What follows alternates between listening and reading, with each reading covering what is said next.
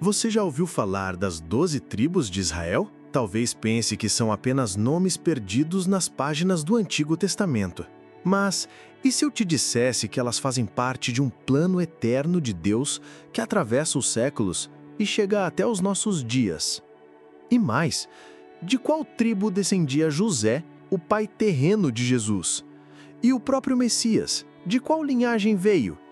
Neste documentário, vamos mergulhar na origem, na identidade e no destino profético das 12 tribos de Israel. Prepare-se para uma jornada bíblica que revela mistérios esquecidos e confirma que as promessas de Deus nunca falham. As tribos de Israel não são apenas um detalhe histórico. Elas são a estrutura espiritual de um povo separado por Deus.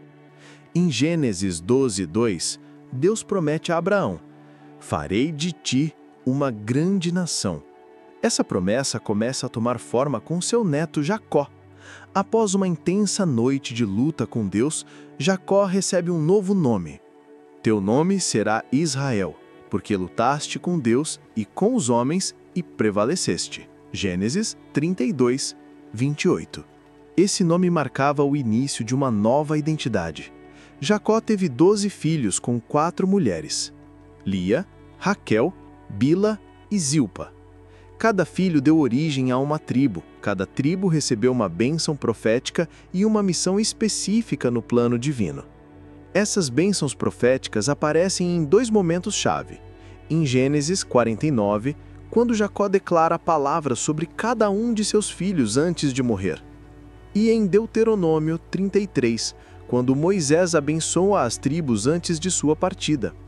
Rúben, o primogênito, é descrito como a excelência da dignidade, mas também como alguém instável como as águas. Gênesis 49:4. Simeão e Levi foram repreendidos por sua violência, mas Levi seria redimido ao se consagrar no deserto. Êxodo 32:26-29. Judá é exaltado como aquele que teria o cetro, o governo.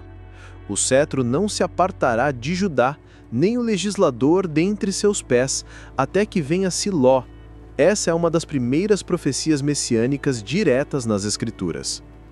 Jesus, o Messias, é chamado no Novo Testamento de o leão da tribo de Judá. Apocalipse 5:5. Isso não é apenas um título simbólico, é uma revelação da linhagem real.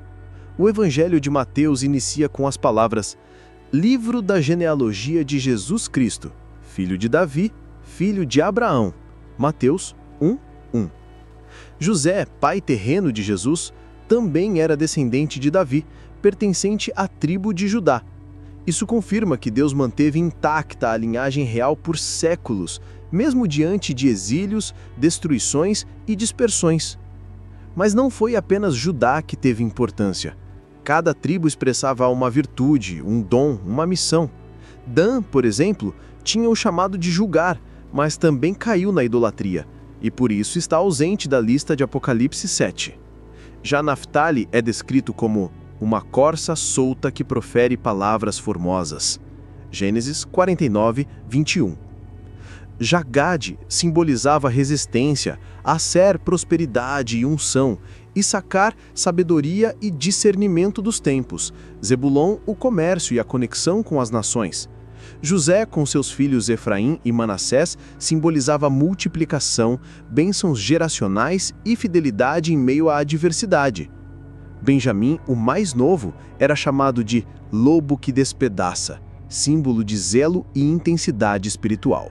Quando o povo de Israel entrou em Canaã, cada tribo recebeu uma porção de terra, conforme descrito em Josué capítulos 13-21. A tribo de Levi, por ser sacerdotal, não recebeu território, mas foi espalhada entre as outras tribos. Por muitos anos, as tribos coexistiram sob um mesmo reino, porém, após a morte de Salomão, o reino se dividiu. Reino do Norte, com 10 tribos, passou a ser chamado de Israel, e o Reino do Sul, com Judá, Benjamim e os Levitas, ficou conhecido como Judá. O Reino do Norte foi invadido pelos assírios em 722 a.C. e suas tribos foram levadas ao exílio.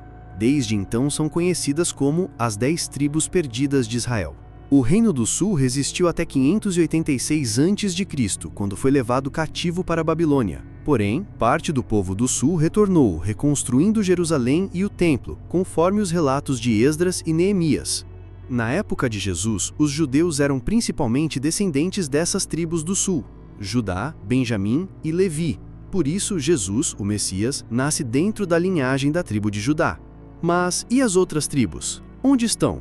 Muitos creem que elas se misturaram entre os povos, perdendo seus nomes, mas não seus destinos. Em Ezequiel 37, 16 a 19, o profeta vê 2 pedaços de madeira, um com o nome de Judá, outro com o nome de Efraim. Deus diz: Eis que tomarei os filhos de Israel dentre as nações para onde foram, e os congregarei de todos os lados, e os introduzirei na sua terra. Ezequiel 37, 21. Isso revela que o plano de Deus inclui restaurar essas tribos, reunindo-as num só povo. No livro de Apocalipse, capítulo 7, vemos que 144.000 servos serão selados, 12.000 de cada tribo.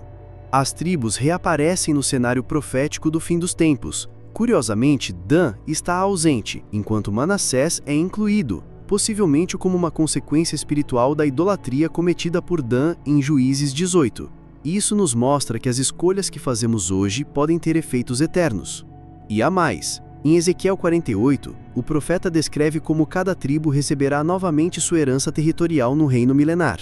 E em Lucas 22:30, Jesus promete aos seus discípulos: Comerão e beberão à minha mesa no meu reino, e se assentarão em tronos, julgando as 12 tribos de Israel. Isso nos mostra que o plano de Deus para as tribos não está concluído. Pelo contrário, será gloriosamente restaurado no futuro. O nome Israel carrega uma mensagem ainda mais profunda. Em hebraico antigo, cada letra também é um símbolo. Yud representa uma mão, Shin, dentes ou destruição, Resh, cabeça, Aleph, Deus, Lamed, um cajado de autoridade.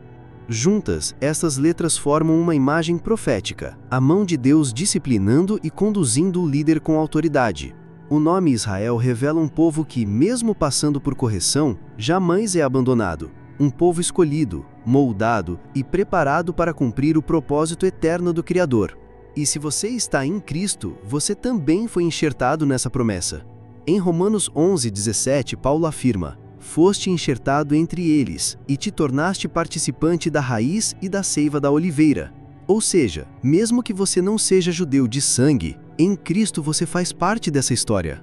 A identidade das tribos nos mostra que Deus é um Deus de ordem, propósito e aliança eterna.